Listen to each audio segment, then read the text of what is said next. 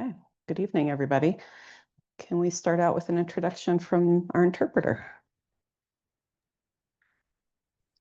Yes, good evening, everybody. My name is Andrea with the Community Language Cooperative. We're going to be practicing language justice today, and we're going to provide simultaneous interpretation in English and in Spanish. Once we turn on the interpretation, if you're on Zoom, please click the globe that is going to come up at the bottom of your screen and select your preferred language. Hola a todos, soy Andrea con la Community Language Cooperative. Vamos a estar practicando la justicia del lenguaje el día de hoy y tendremos interpretación simultánea en inglés y en español. Si estás en Zoom, una vez que aprendamos la interpretación, dale clic al globo que va a aparecer en la parte inferior de tu pantalla para seleccionar tu idioma. We can start interpretation now. Thank you, Andrea. I'll call this work session of the Sheridan City Council to order for October 13th, 2025, and the time is 6:01 p.m. Sorry, I have not logged into the meeting software. I'm behind.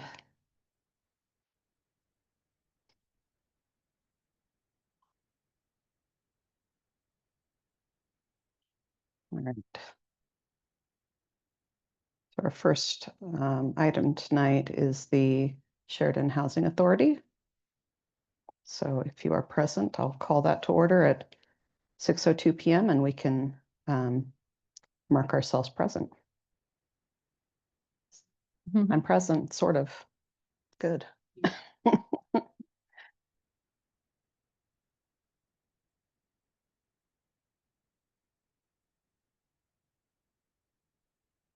No pressure, Anthony. Oh, I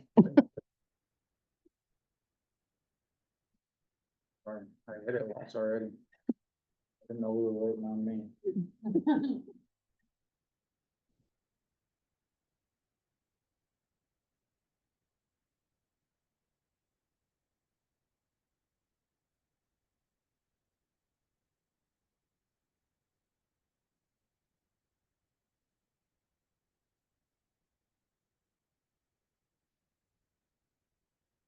Okay. So we have board members Camacho and Kelly are absent tonight, and I have looking for a motion to excuse their absence. I have a motion from board member Lopez and a second by board member Moreno. Any discussion? Yeah. Please cast your votes. Vote no if you want to. By the way. All right, that motion is approved. All right, first thing we have on the Housing Authority is the minutes. Sorry, I have them separate. I don't have them as the same agenda item for your council. Oh, Be excused. So this one's for Councilmember Kelly. okay. Sorry, Someone a second that. motion from board member Whitaker and a second from board member Moreno. Any discussion on that one? No. Okay, please cast your votes. That motion is approved. All right, now we can move on to the minutes. Presentation and approval of the minutes. I have a motion from board member Moreno and a second from board member Stang. Any discussion on the minutes? Please cast your votes.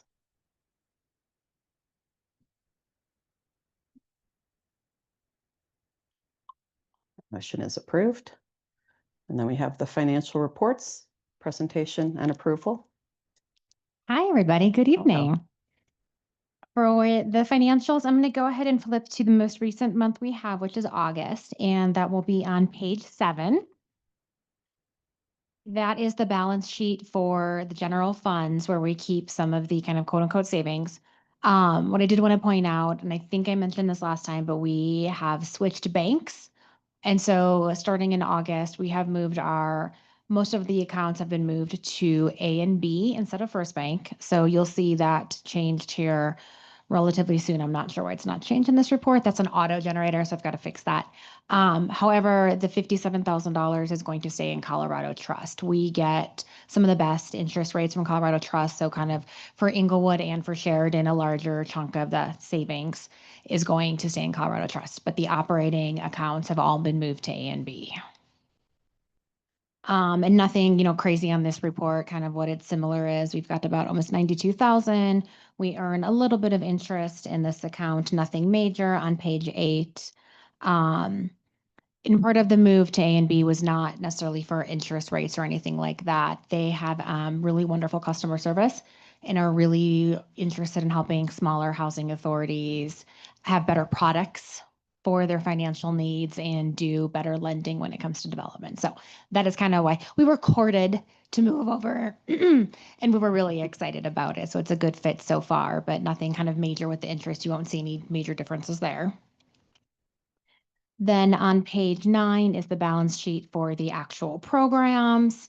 Everything there is good too. Now, again, this reflects August, but to kind of address probably questions about the shutdown, we received October and November's funds already. Well, October's we received, November's is apparently loaded in the system in case something would happen and the government doesn't open back up.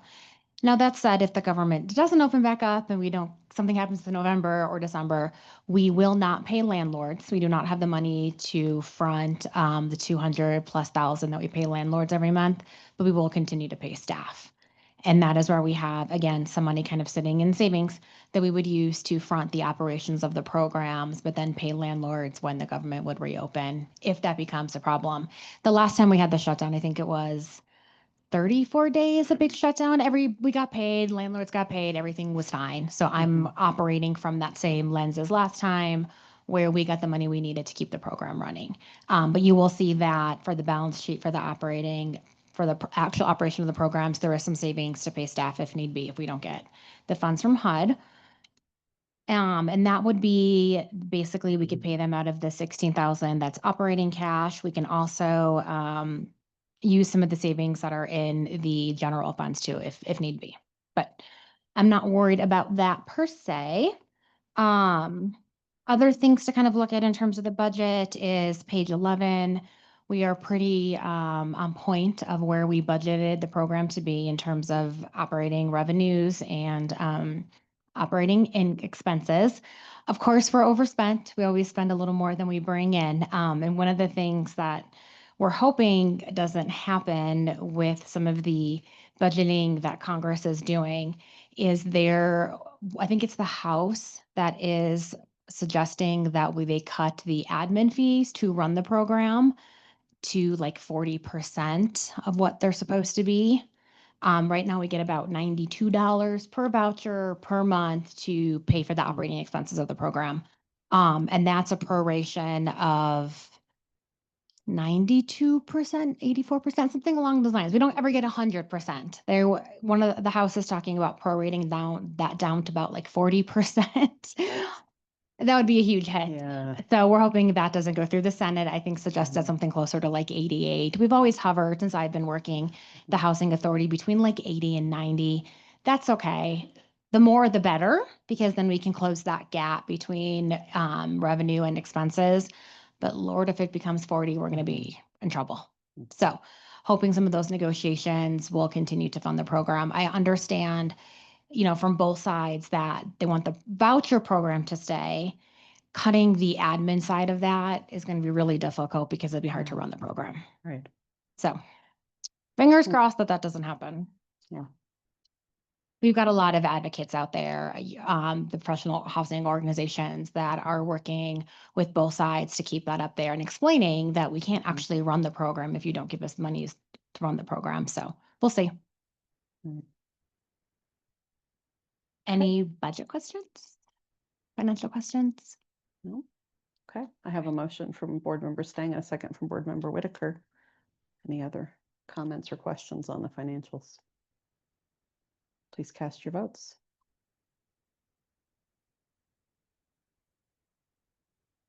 Motion is approved. And then we have the program reports. Okay, so we are continuing to be in a good position financially with Sheridan at this point in time in terms of HAP funds. So we are continuing to lease up. The count is going up. I mean, a little bit every month, but that's big for the program, right? And you'll see the count go up a little bit more as we kind of close the year out. But right now, if you look on page 13, We have 150 of our 181 leased up and active, and that puts us at 121% for the month and 106 for year to date. Hmm. Perfectly okay. We have reserves. They're asking us to spend those reserves down, which I know is a little bit convoluted, but this is a budget that was approved a while ago that we have that they can't touch. And so we want to make sure to utilize those monies as we have them. But you might have heard that lots of other jurisdictions are in shortfall. Inglewood's in shortfall, but Sheridan is not. So we're like one of the only jurisdictions that are leasing up and or absorbing vouchers into our program. Does that make it more attractive for people wanting to come here? Or? I mean, there are some, so one of the things when you're in shortfall and HUD approves your plan to get out of shortfall and they'll give you more money, is they won't let you port people to different jurisdictions unless that jurisdiction absorbs. So yes, Sheridan was a little, okay, great, because they can Mhm. also lease up in unincorporated Arapahoe County and a little bit in Inglewood. So we did get some people who are like, great, because I really Mhm. want to move and I can't unless you're going to absorb. Yeah. So Okay. was a benefit there for a minute. Right. Any questions on the program reports? All right. Have a motion from Board Member Marina. A second from Board Member Stang. Please cast your votes. That motion is approved. Next, we have the manager's report. Okay, so not much else to talk about in regards to the vouchers. Did have a little update on the amount of fraud that we are kind of recouping from our program participants. We're still sitting at about 7-8% of the program participants who have completed some type of fraud. Mhm. And we're about $19,000 collecting back from folks. It's a struggle to collect that money back. And we're really working with people to make manageable payment plans. But we're finding more and more folks committing fraud. I think I mentioned that last time. And we're understanding because budgets are tight and whatnot, but in order to continue to run the program and be a high performer, we've got to catch these things and then hold people accountable. We are doing our best though to make sure that we don't take vouchers away, that we do the payment plans for folks and help keep them paying on their payment plan, staying current and doing what they need to do. And we can adjust the payment plan too, should income go down or up. So still have that out there, but we're working on that. In terms of the next step to Jen's grant that we have with the school districts with Sheridan and Inglewood, helping a lot of families spending our money. The grant is going to end in March of 2026. And at this point, the grant funds for us will no longer be there. They're taking this school grant and incorporating it with a larger grant program that the Division of Housing has that actually does not fit the structure of the grant that we have now. So we could reapply, but it would really change what we're doing, the way we're really coming in and directly helping families at the schools. So we have chosen not to reapply. And then to see if in the future we can maybe work with Arapahoe County and get some grant funds or some other kind of funding source. But this was a nice little teeny tiny grant program that like 6 school districts did, and it was wonderful. And I understand why DOH is taking those funds and putting it into a bigger program. It's going to be easier for them to manage, but it takes away what we loved about the grant program, working directly with the schools. So when the money runs out in March, it will be done unless we find a funding source to keep that going. That's a shame. Yeah, it's about $150,000 a year that we've been spending on that program. Yeah. I know. Mm. It is what it is. Mhm. But DOH is, I get why they're doing some of it, but I'm sad that some of these little grants are kind of losing their way a little bit, but. Okay. We've got about 6 months left and we're spending good. We're still really able to help families. We're giving anywhere from 2 to 3 months rent, security deposits, moving costs as needed. So we're using it. We won't give any of it back. Mhm. Okay. All right. I have a motion from Board Member Stang and a second from Board Member Moreno. Any discussion or questions on the manager's report? Please cast your votes. Motion is approved. Then we have new business, resolution number 4, series 2025, board resolution to approve annual plan. And I apologize, that's actually resolution number 3. Okay, It is labeled correctly in your packet, but not on the cover sheet. is the next one then 4 or is? Yes. Okay, so we have 3 and 4 tonight. Yeah. And we're on page 15 for that resolution, 15 and 16.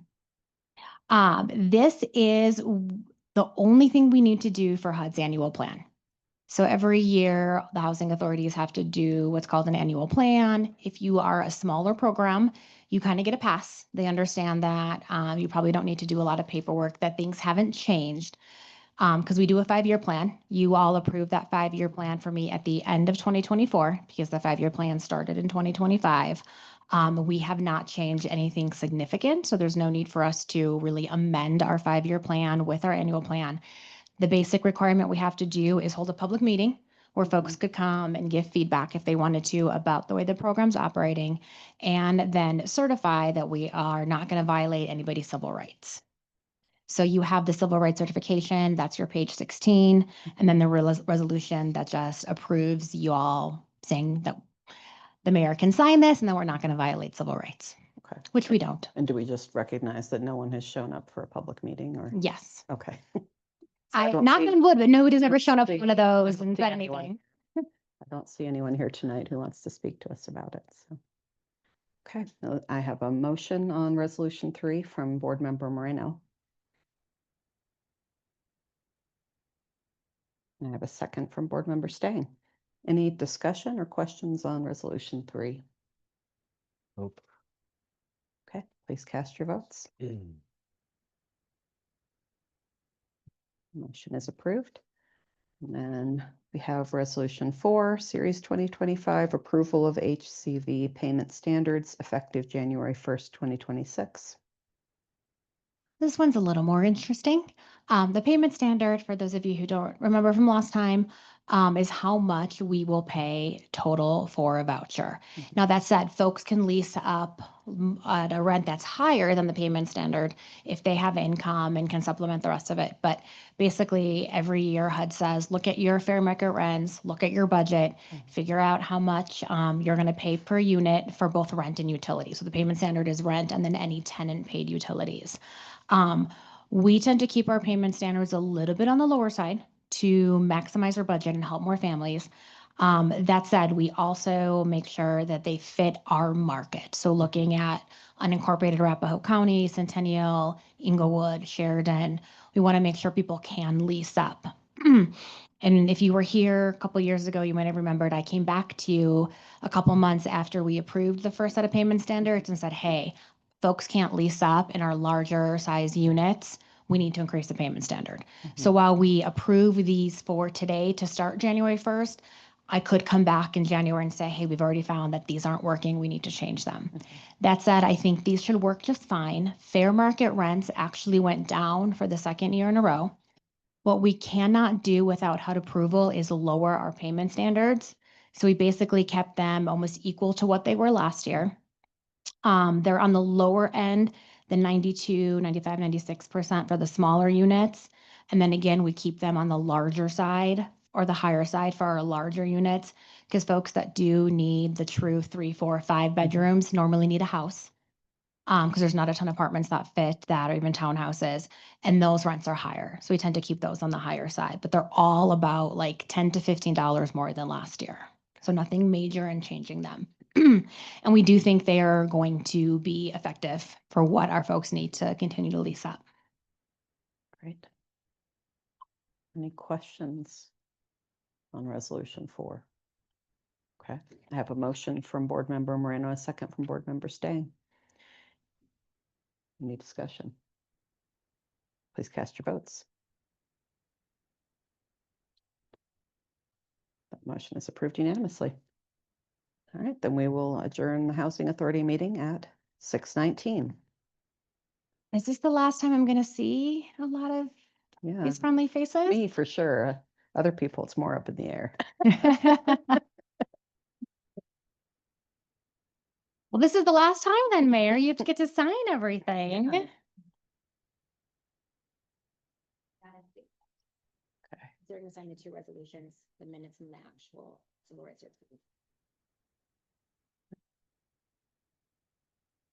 minutes. Sorry, I'll just hand them to you here. I don't want to put them in my pile of junk. Okay. To watch the mail race and see whose name I'm changing everything to. Are Yeah, and all the banks. you running again?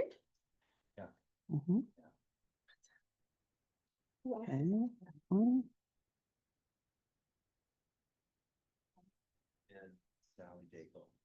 Oh, okay. Yeah. Oh, Sally's coming to be coming back. Might be, yeah. We'll see.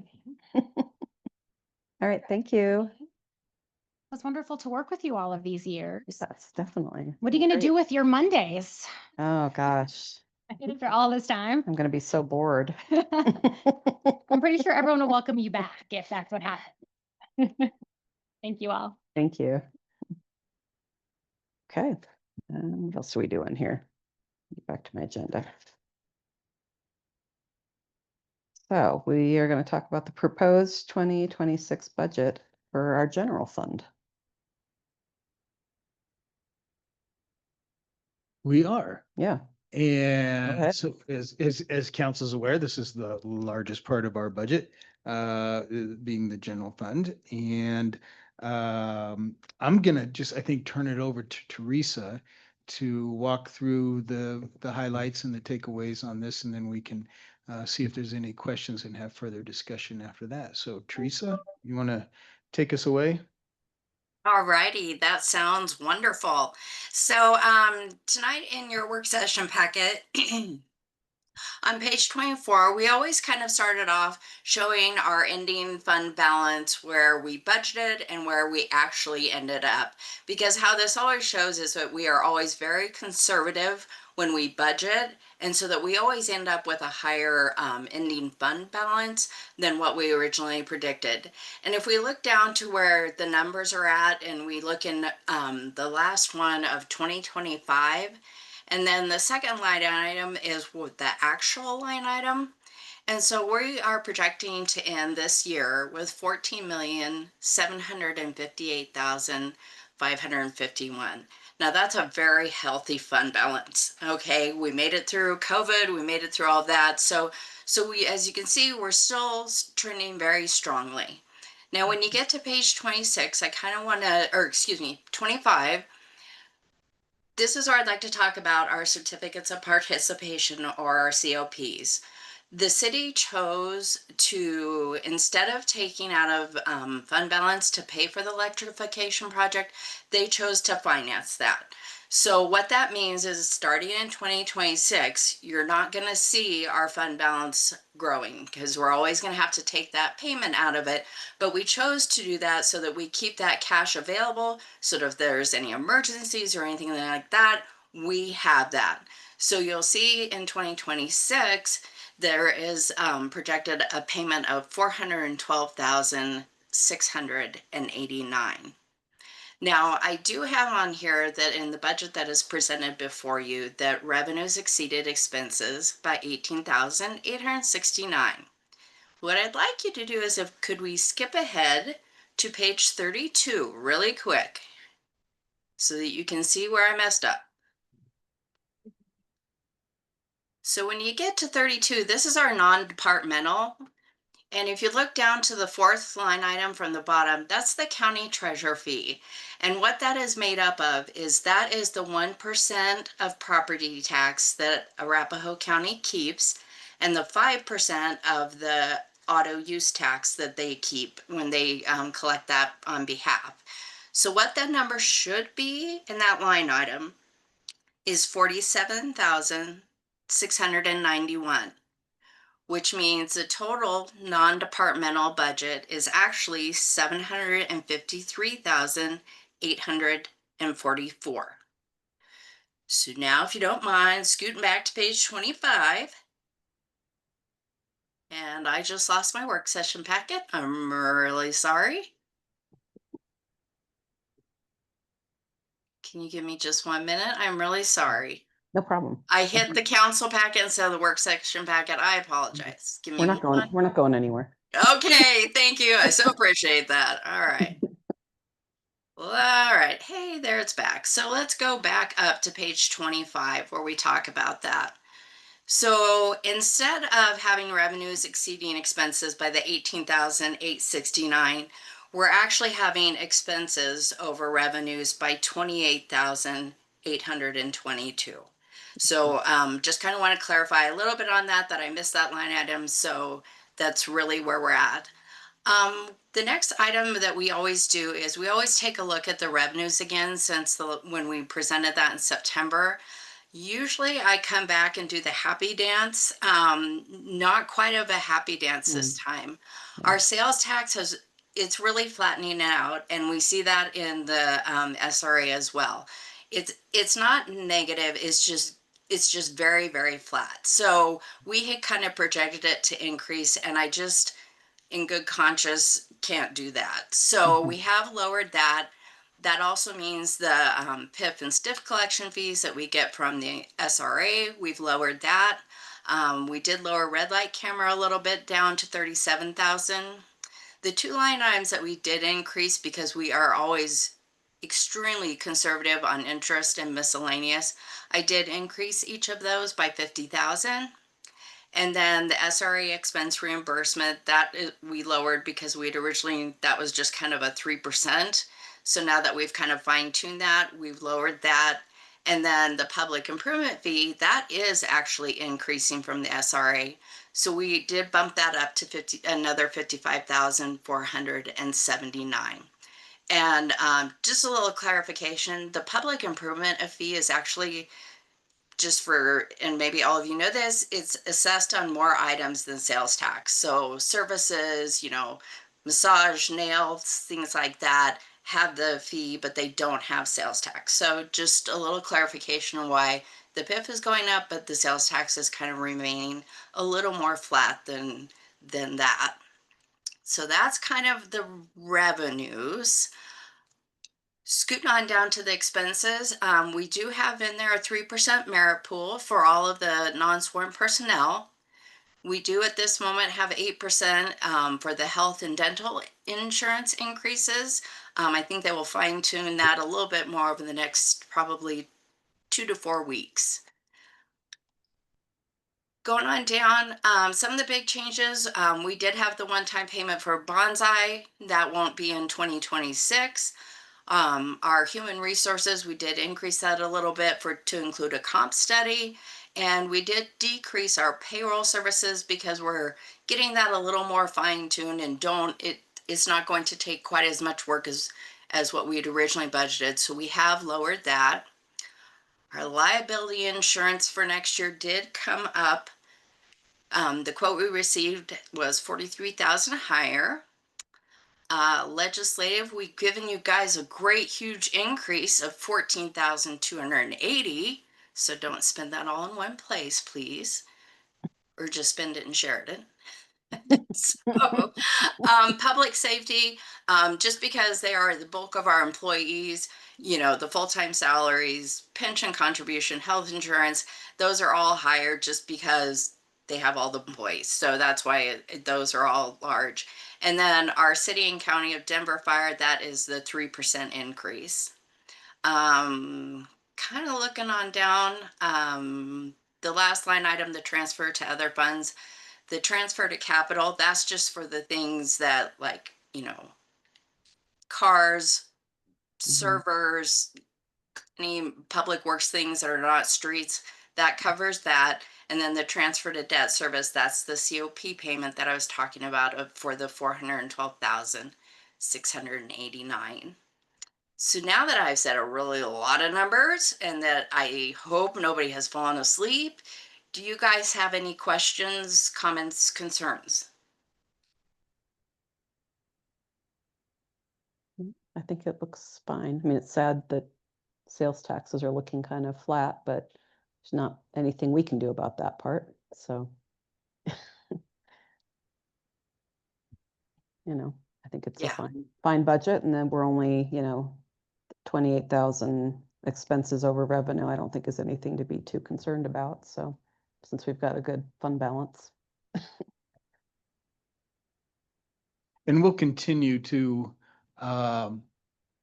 look at things before we Mhm. bring the final to you guys Yeah. and say, okay, can we make any further adjustments on either side of the balance on that?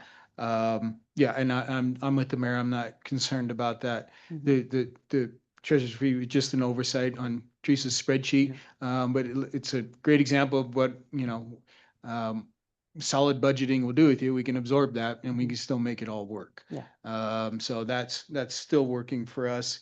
It's not, not necessarily a big worry for me at this point.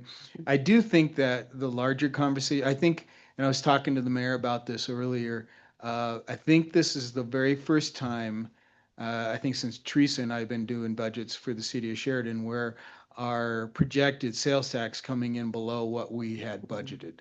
And we usually, as you know, we budget very conservatively on that. And then we're happily surprised when we have more money coming in than we budgeted for, which is what we like to have. This has been the first time that, with at least on the sales tax side, hasn't been like that. It's been right, very close to what we projected. So that I think is spurs me to think some bigger picture types of things. Mhm. We, as a city, I think should consider possibly going to the taxpayers and asking for a sales tax increase. We are one of the have one of the lower rates in the Denver metro area. So I think it's something that we ought to consider and think about. I also think we ought to consider and think about upping our marijuana tax. Sales tax on that. We are currently at 5%. We're authorized up to 10% by the voters on that. So that doesn't have to go as a ballot question. That's just an action on behalf of the council. So this is not something we're going to do tomorrow. I think that we wait until the new council is seated and we have some discussions early next year in the first quarter about looking at potential on those questions. Because I think then if we decide to move forward, there's a education process that needs to take place for people out there. There's strategy for all of it. But it's something I've talked to you guys about this a couple of times now. I think it's a bug I just want to keep in your ear that we need to think about this and see if that is feasible for us moving forward. We've got a lot of costs out there that are not going to be going down. They're going to be going up, and making sure that we can be sustainable with our revenues coming in to cover those costs. So I just want to say that now. We don't have to decide or think about that until next year. But that's one of the things that this budget points out to me Yeah. is We'll that have to there see are. how the economy does too. 'Cause if the What's that, if Mayor? the economy tanks, then we won't want to do a sales tax. No, I mean, it could be, we've been looking at, another thing we still need to do is our stormwater fund Yeah. needs to be fixed. That definitely needs to happen. That definitely has to happen. And, sometimes you do just have to move forward, the stormwater where you're getting ready to pull the trigger on fixing that and COVID happened. And that's, with COVID, it's not the time you want to be raising fees on people. So, yeah, it can be difficult at any time. And, if you're right, though, Mayor, if the economy completely tanks and crashes next year, this is a totally different discussion.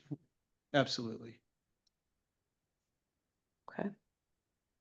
Anybody have any questions about the general fund before we move on? I'd also like to thank the staff and everybody, all the hard work that all of our staff have put together in putting together these budgets and working through Teresa to coordinate all of that.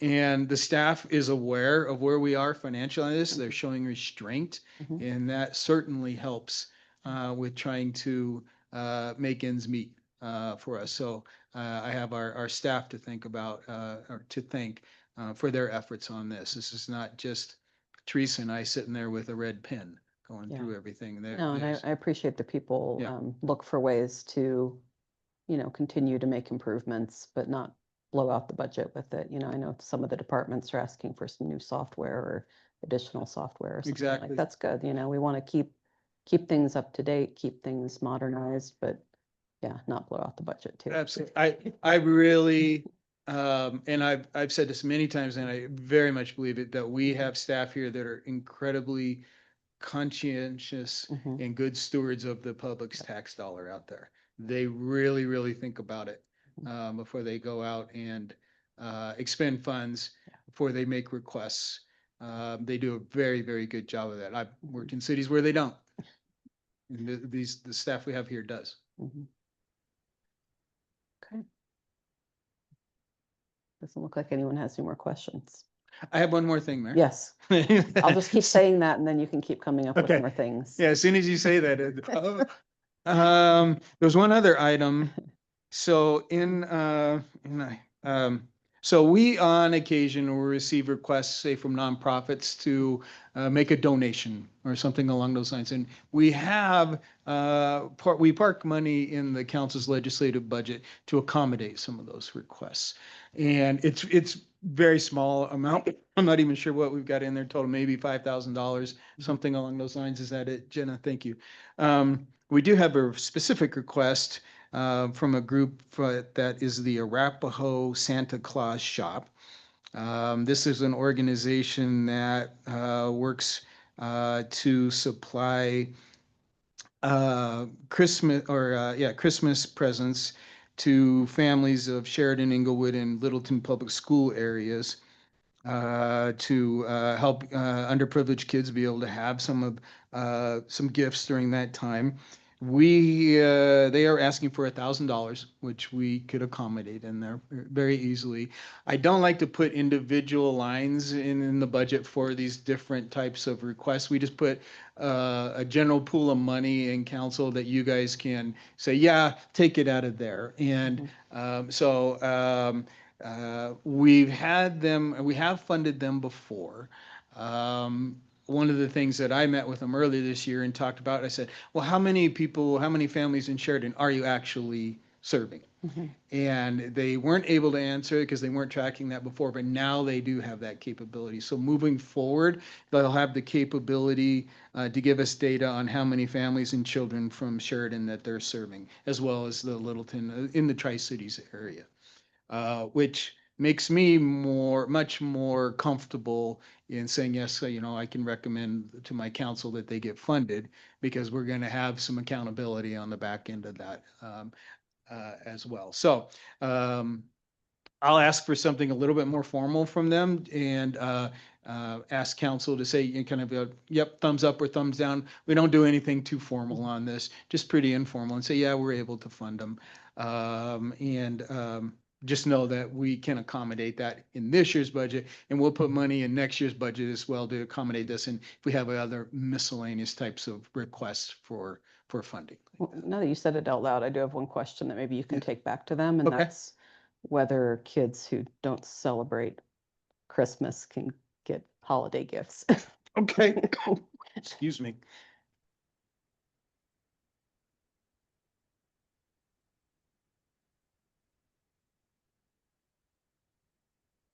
I will ask them. Thank you. You bet. Okay, now I'm done with the budget. All right. Are you sure? No. Okay.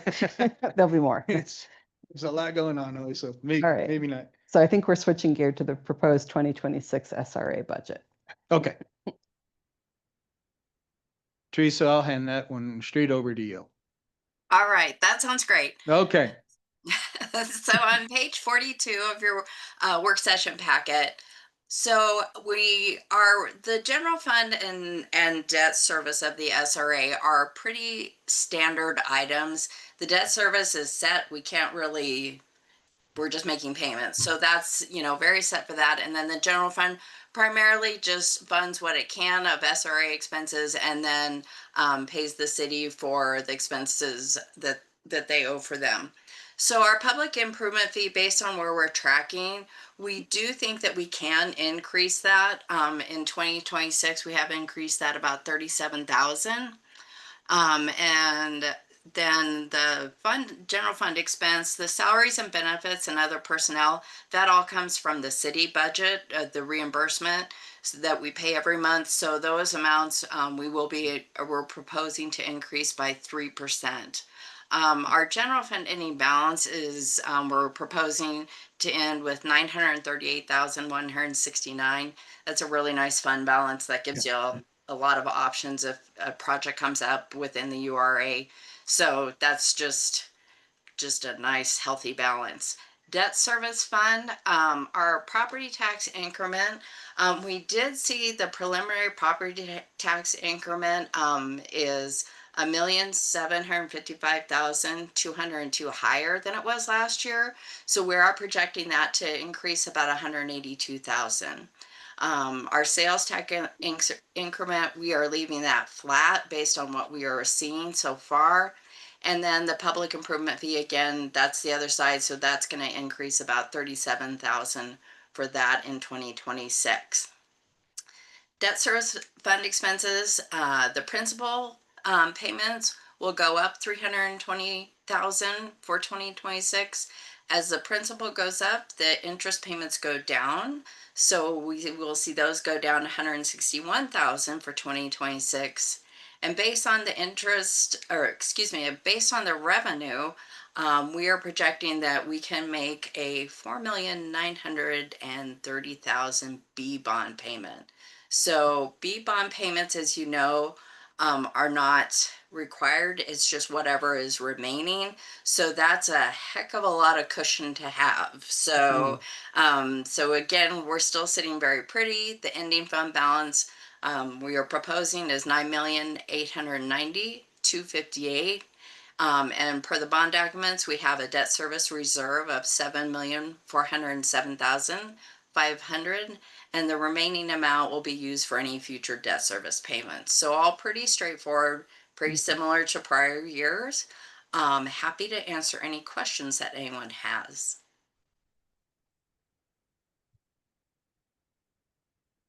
Any questions? Not seeing anything. Okay. No questions. That means you have to say something. All right. I don't have anything. Looks- Yeah. I was like, any questions? You didn't pipe up, so. Oh, give me a second. I'm sure I could think of something. I really, my takeaway from looking at this, this particular budget is that, yes, right now we're seeing a slowing in the economy and things along those lines, but our SRA area continues to function incredibly well and has over the years, for several years here. Yeah. So while the days of like double-digit increases might not be quite right there, or or we might see a little bit slightly flattening on this, the areas, the SRA's ability to service this debt is far beyond any types of impact that we're going to see from there. So it's very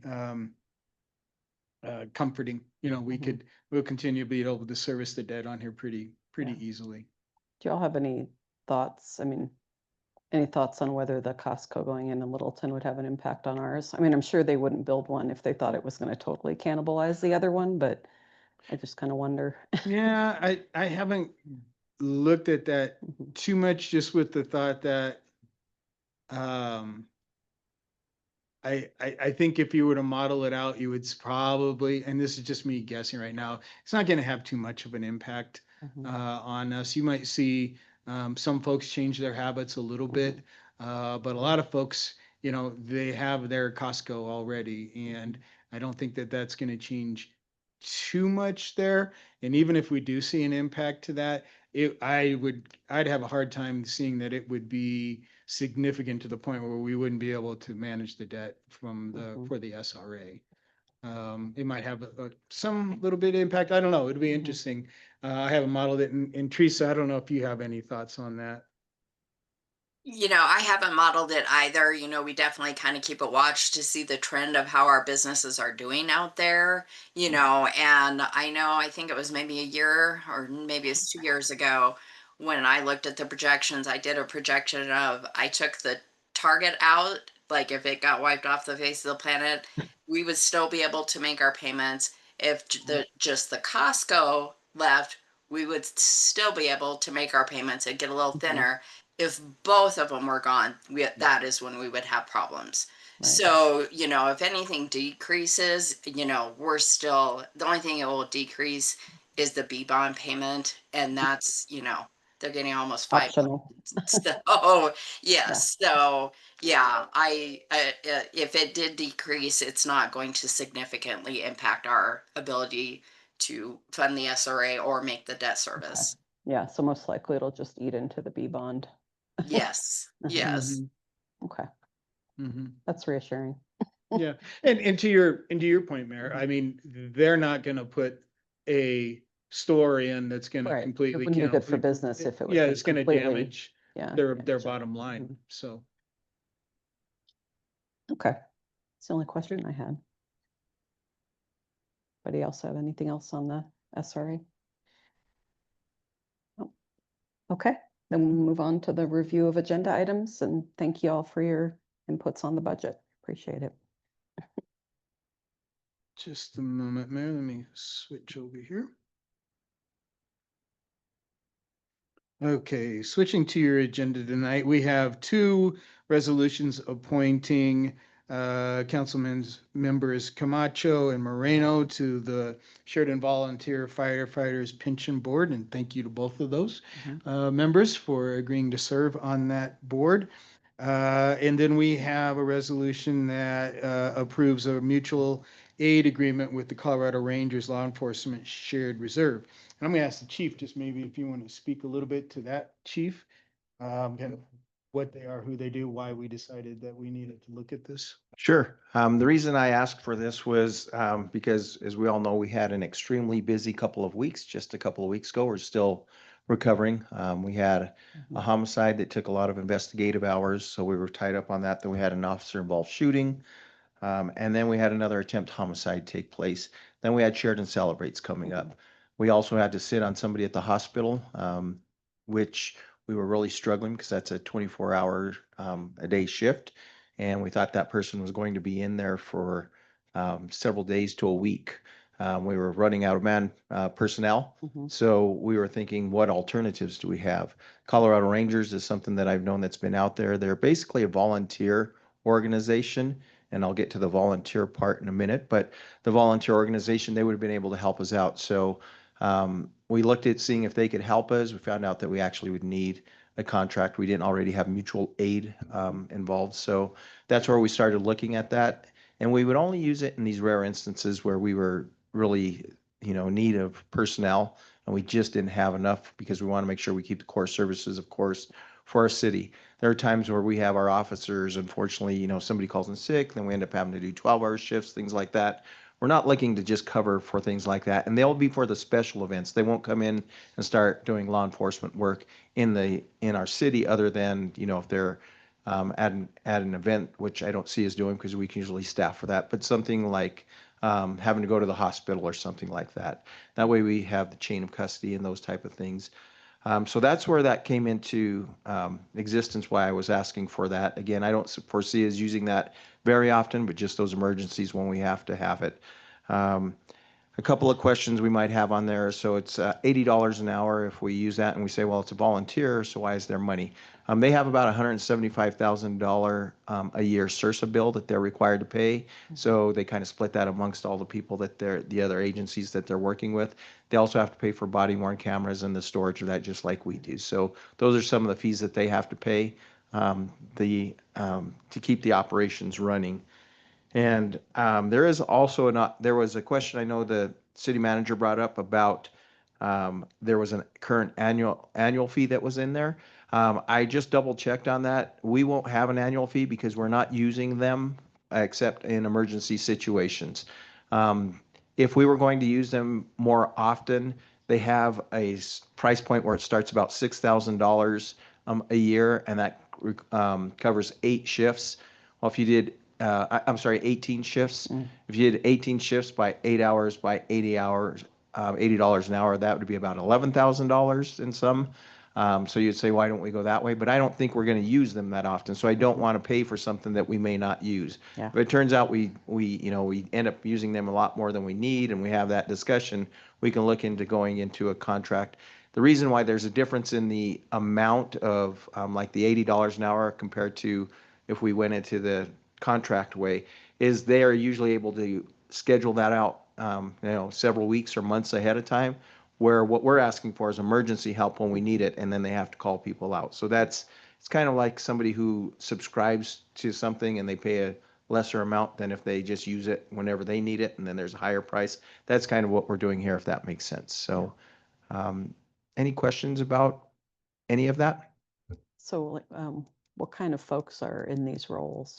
They all are post-certified. They have to be post-certified, the police officer standards and training.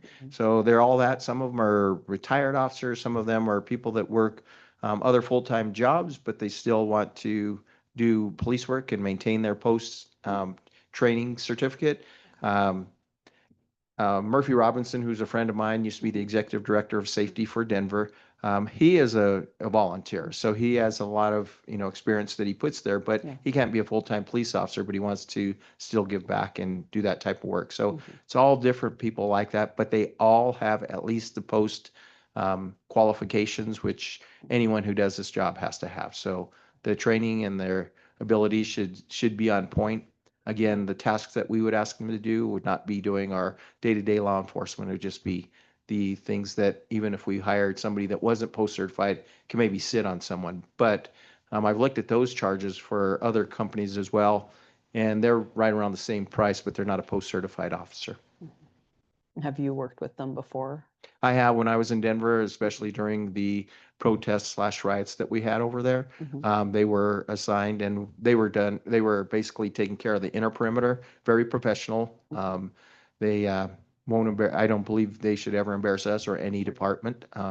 They're very well trained. There's good discipline. They have good rank structure as far as that goes. So I have no concerns over that, that there would be something coming in that would make us look bad. Right. Okay. Great. Other questions about that agreement? No?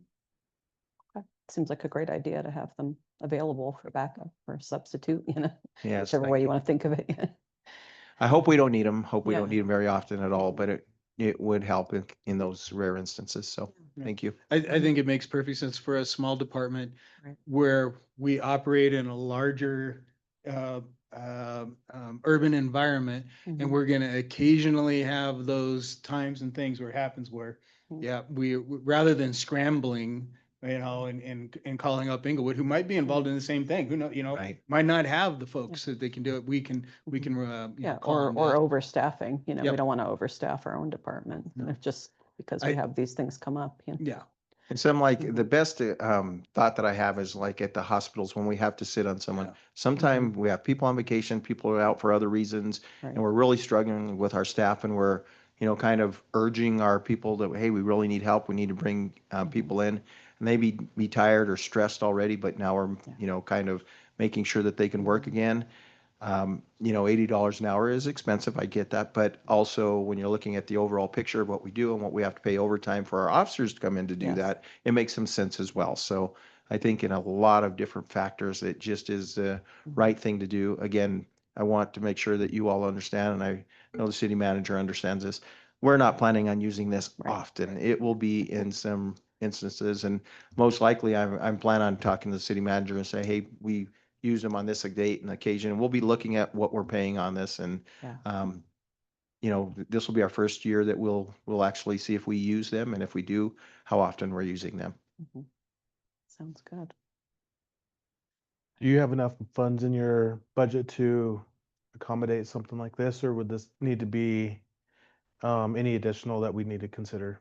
I believe that there'd be enough room for us to take care of this. Again, we're not using it often, so I don't think that we need to put in a new fund amount for that. I think that we'd be able to find it from one of the different areas that we would maybe not use so much. We're always being conscientious on what we're paying out, and sometimes we, have to borrow from this one to pay this one. But it's all we're very conscientious about that, and we'll work with Devin and Teresa if that comes up.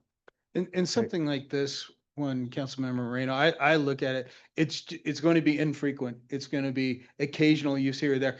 And that's a perfect use for fund balance kind of things. The fund balance is there to help to cover those unexpected types of things. And this is, or emergency, right? And this is definitely like in the emergency category that we're talking about there. So, I would look like, I'm sure the chief could probably look in his budget and accommodate, if it starts to put any stress on the budget, we can always use fund balance to do that. And then if it starts to put even more stress, well, then it's a different conversation. Then we're talking about, okay, do we need to line this out? Do we put additional monies in there just for this?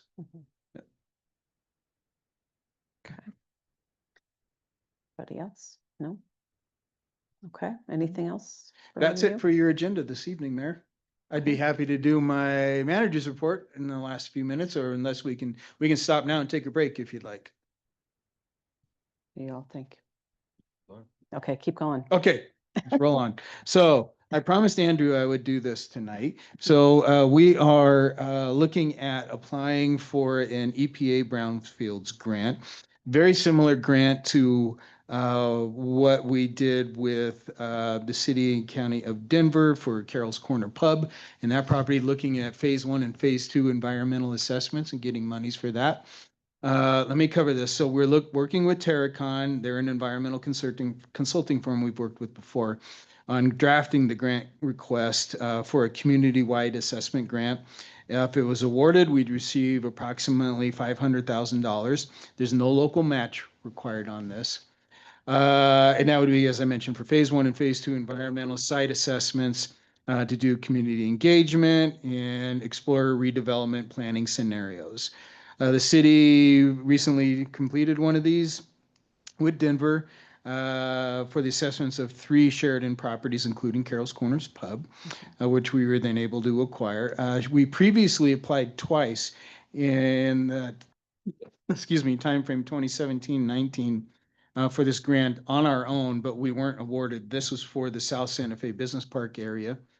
Now, with more experience with receiving these kind of grants, we're excited to explore this opportunity again. And the EPA does look at that. How much experience have, how many times have you applied, those kind of things. So there's kind of a process to some of these. And once you've done one and they feel that you did well on it, you can have, you get, I think, a little bit more solid consideration in the future. This is the last round of funding that they're having from the IIJA, which is I'm blanking. It's all infrastructure. It was the Infrastructure Improvement Act that came out of COVID and was federal money that was approved for that.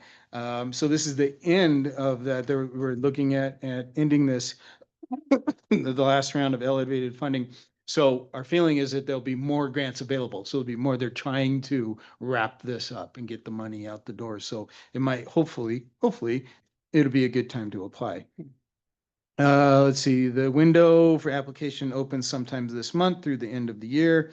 Awards will be announced in the spring and summer of 2026.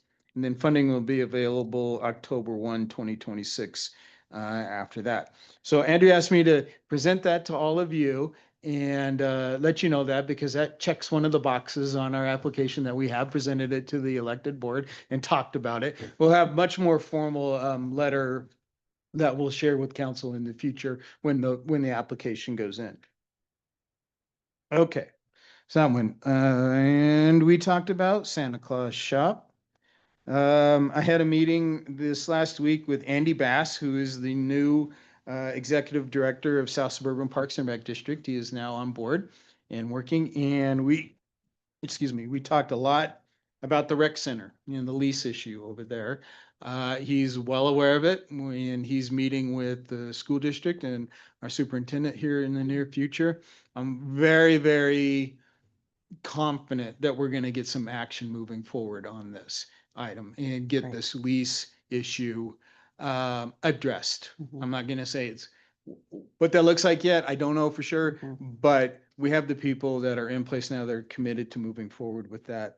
And Andy's one of them. He's also talked about, as part of that effort as well, addressing that lease issue and looking at improvements for the Sheridan Rec Center and looking at including improvements needed for that facility on a future bond measure. So all very positive, good discussions that we've been having to this point. And he attended our last can-do meeting and has committed to coming and meet the council. I think we're going to try and schedule him in December when we seat the new council. And so he'll have an opportunity to come in and introduce himself and you can talk to him. Okay, thanks.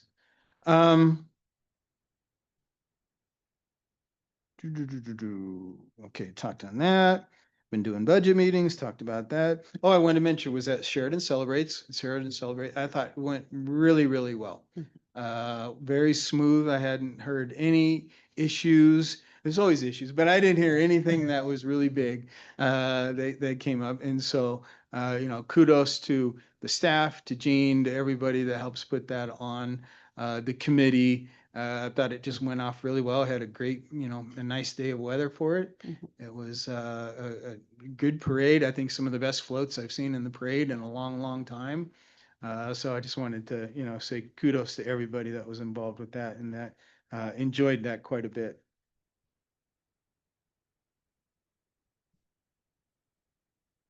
Oh, and that's a note I wrote down for something else. That's it for right now, Mayor. I'd be happy to answer any questions. Any questions right now? No. Okay, we'll move on. We'll adjourn the work session at 7:01 p.m. And we'll have a fresh introduction from Andrea. Good afternoon, everybody. I'm Andrea with the Community Language Cooperative. We're going to be practicing language justice today. We're going to have interpretation in English and in Spanish. Once we turn on the interpretation, please go to the globe that is going to come up at the bottom of your screen and select your preferred language. Hola a todos, soy Andrea con la Community Language Cooperative. Vamos a estar practicando la justicia del lenguaje el día de hoy y tendremos interpretación simultánea en inglés y en español. Una vez que aprendamos la interpretación, por favor, dale clic al globo que va a aparecer en la parte inferior de tu pantalla y selecciona tu idioma preferido. And host, we can start interpretation now. Thank you, Andrea. I'll call to order the regular meeting of the Sheridan City Council for Monday, October 13th, 2025. The time is 7:02 p.m.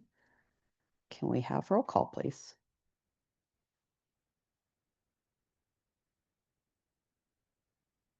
All right, we have all members present except for Councilmember Camacho and Councilmember Kelly. I think we have two separate motions for excusing their absences. So first we have a motion to excuse Councilmember Camacho.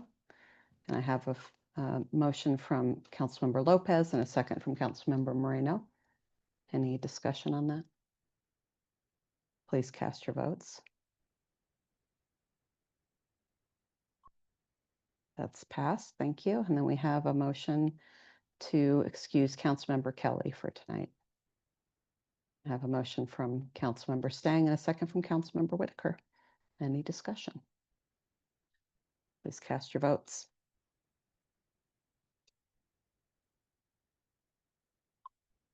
That motion is approved. All right, can we please rise for the invocation, followed by the Pledge of Allegiance?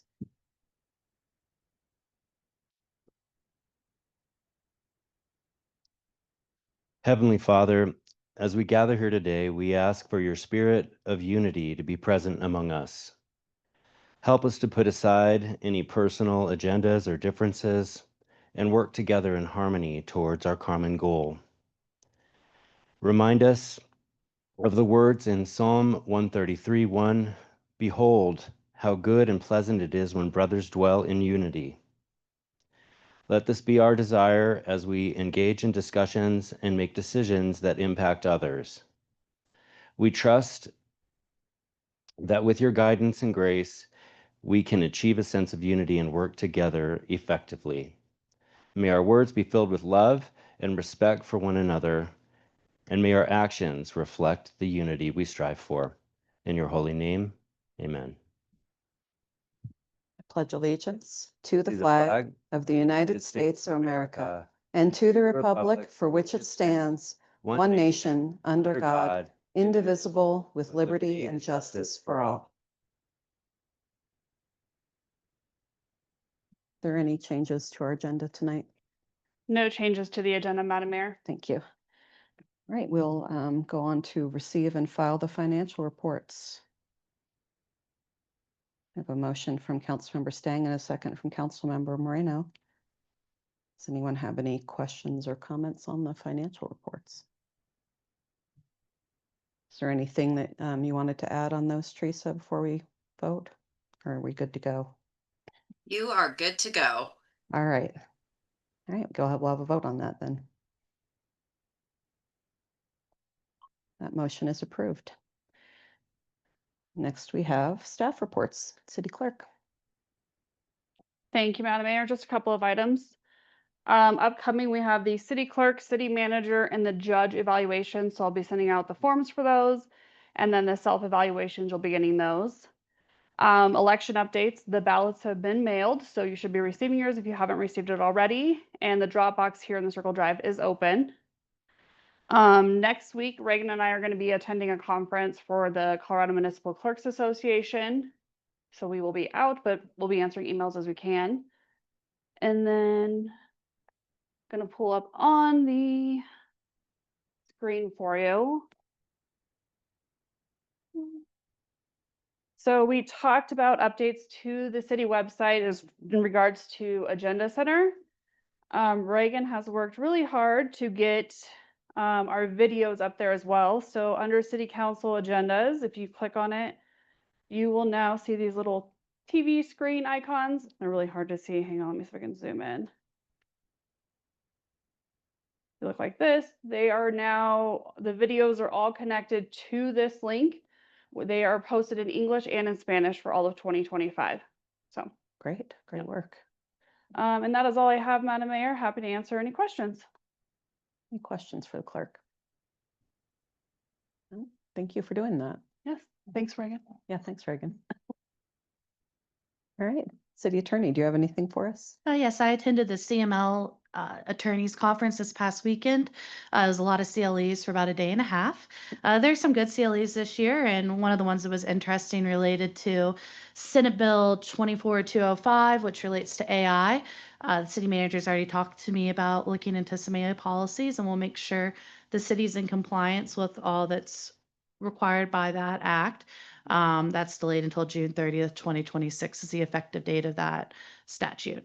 It's also always good to just hear general updates on the law and other topics around the state and to meet other attorneys and hear what's going on. And then the other update I have is just regarding opioids. The mayor signed the settlement participation forms for both Purdue and the secondary manufacturers. And so nothing else to do at that time is confirmed by Keller Rohrback. So other than that, I have nothing further at this time unless you have any questions for me. Any questions for the attorney?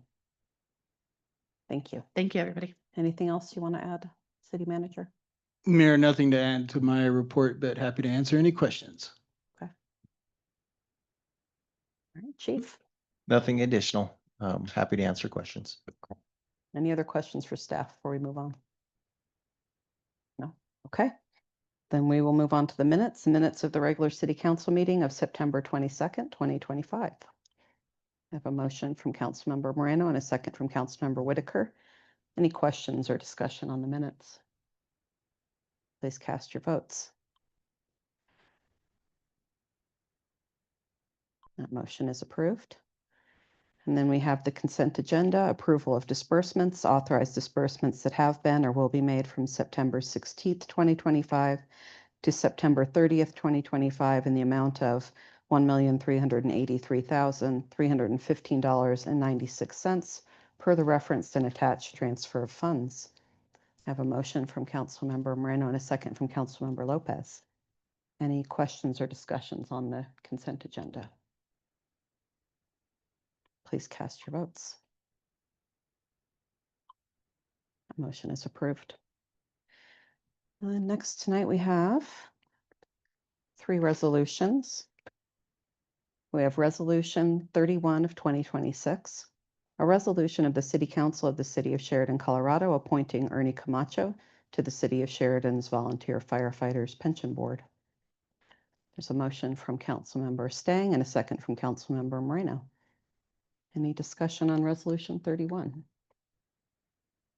I'll thank Councilmember Camacho for agreeing to participate in the Pension Board.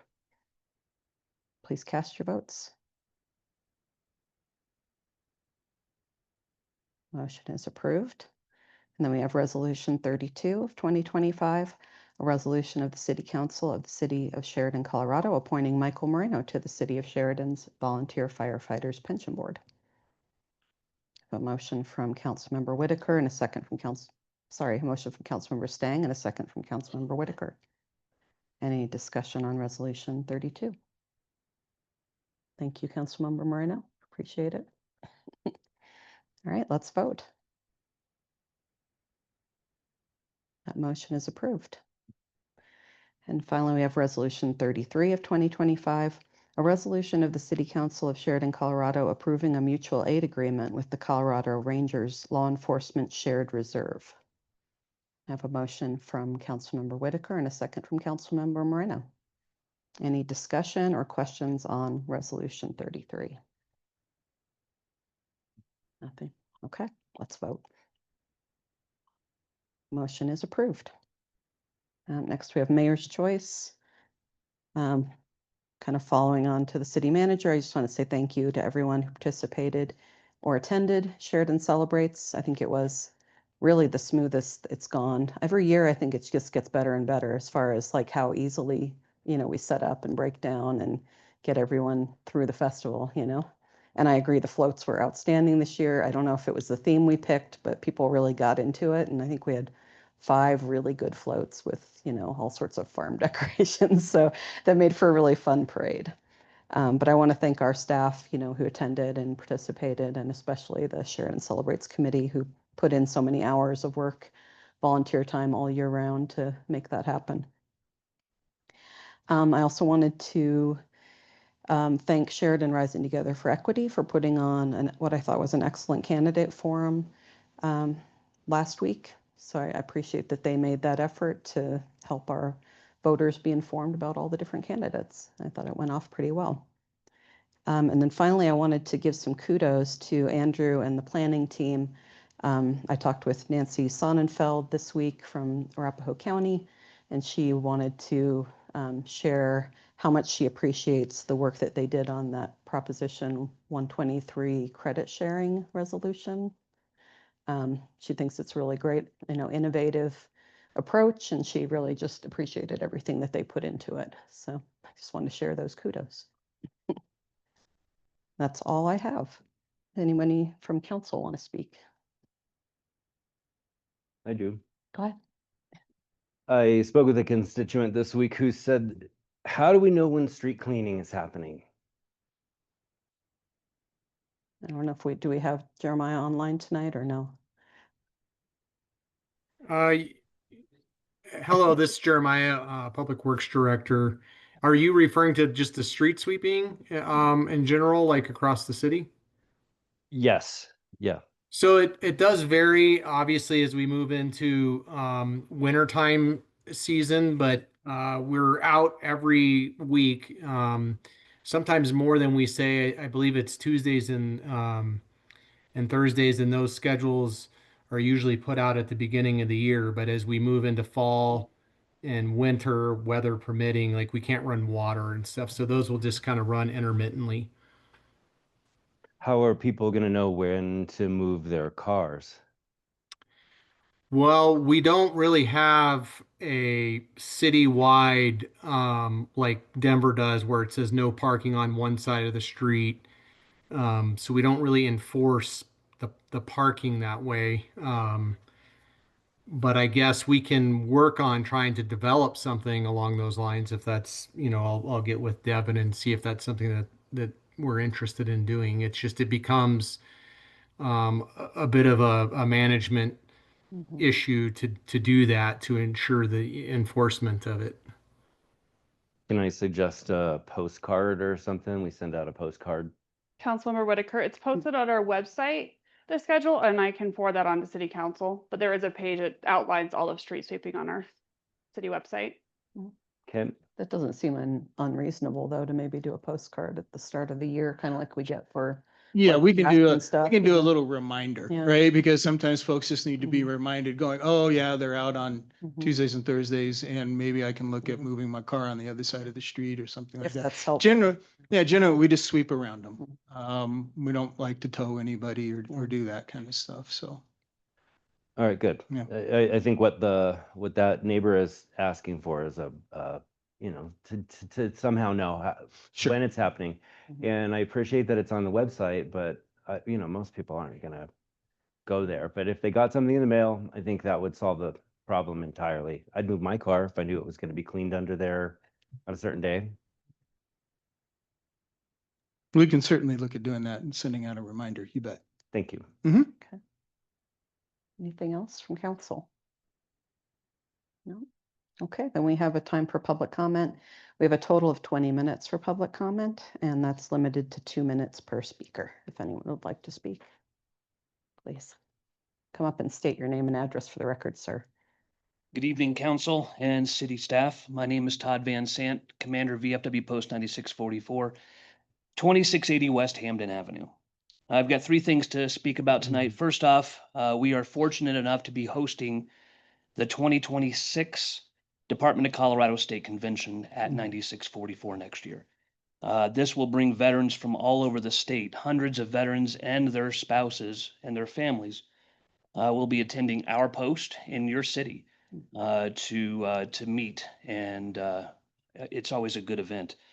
This will also help the city show that you guys support your veterans and our organization. So I'd also like to involve you guys if you're interested. There will be a time for you guys to speak if you guys want to speak. I'm sure the chief of police and the mayor at that time will make some time on the stage. We'll also be putting together some bags to hand out to everybody. So if the city has any small items to put into a bag, we can get those out to everybody so they have something from the city of Sheridan. We will be working with the school district. I believe last year we met at the school, in the new school, which was the new school at the time. The elevator didn't even work at the time. We were using golf carts up and down the hill because the elevator just wasn't working yet. So we'll be working with the school district to get in there, and hopefully we can do the same thing this year. The second thing, we will be open for Thanksgiving and Christmas meals at your VFW post this year. It is free for veterans, families, as well as the community. So you guys are all welcome to join us at the post. I think we cook 4 or 5 turkeys and a couple hams every year. So even all of the police officers and fire department, if you guys want to come by, it's a great little meal.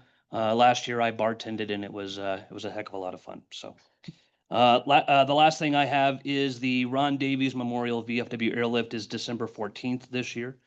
This is the 15th annual airlift, and it started here at VFW Post 9644. Last year we helped 1,500 veteran families with almost 12,000 pounds of food airlifted all over the state of Colorado. We did it out of Centennial Airport.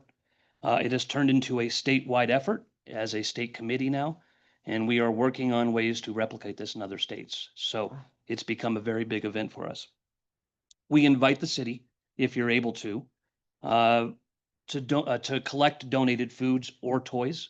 If you guys could do that, either through your staff or through a collection box in the lobby, or however you guys decide to do it, and get those toys to us by the middle of December, early December, so we can get those added to everything. It's a great opportunity for the city and local groups to participate. We do have a pretty significant media coverage, usually turnout every year, with several media outlets showing up because it's a good cause.